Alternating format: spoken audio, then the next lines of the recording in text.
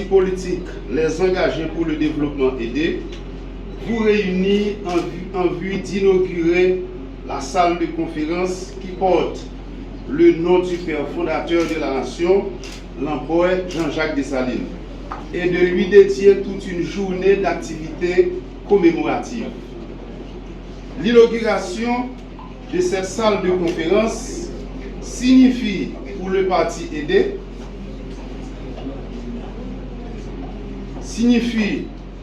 que le parti aidé est conscient du rendez-vous qu'il se fixe avec l'histoire, de changer les conditions matérielles d'existence de la population, d'éradiquer les inégalités sociales, d'œuvrer pour que les fils et les filles d'Haïti vivent dans la dignité, rendez-vous de briser les barrières socio-économiques qui se dressent devant les petites soyettes, les filles et les fils des Madame Sarah, en marchant dans les sillages du père fondateur de la nation, Jean-Jacques Dessalines. Le 1er janvier 1804, les généraux de l'armée indigène ont proclamé l'indépendance de l'ancienne colonie de Saint-Domingue et désigné du même coup le général en chef Jean-Jacques Dessalines comme gouverneur général de l'État haïtien fraîchement fondé. C'eût été le point de départ des mouvements abolitionnistes qui allaient conduire à la liberté des peuples du monde soumis à l'esclavage. L'indépendance d'Haïti a entraîné la reconnaissance du droit à l'autodétermination des peuples du monde dans la charte fondatrice de l'Organisation des Nations Unies, l'ONU, signée à San Francisco le 26 juin 1946, renforcée par la déclaration du 14 décembre 1960, ayant octroyé l'indépendance aux peuples colonisés et réaffirmée par les pactes internationaux de 1966 sur les droits civils et politiques, ainsi que les droits économiques, sociaux et culturels. Si aujourd'hui il existe des peuples libres dans le monde, il convient de reconnaître que l'indépendance d'Haïti en est la source d'inspiration indéniable par les prouesses conduites par l'empereur Jean-Jacques Dessalines. Malheureusement, sans même avoir accompli une part importante de ses rêves, le 17 octobre 1806, il a été assassiné par les fils déchus,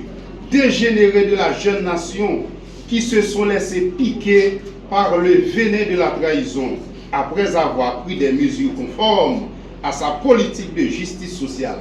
Contrairement aux inégalités sociales chroniques qui rongent encore notre cher Haïti, l'empereur Jean-Jacques Dessalines a voulu une répartition équitable des richesses du pays. En témoignent les propos qui suivent.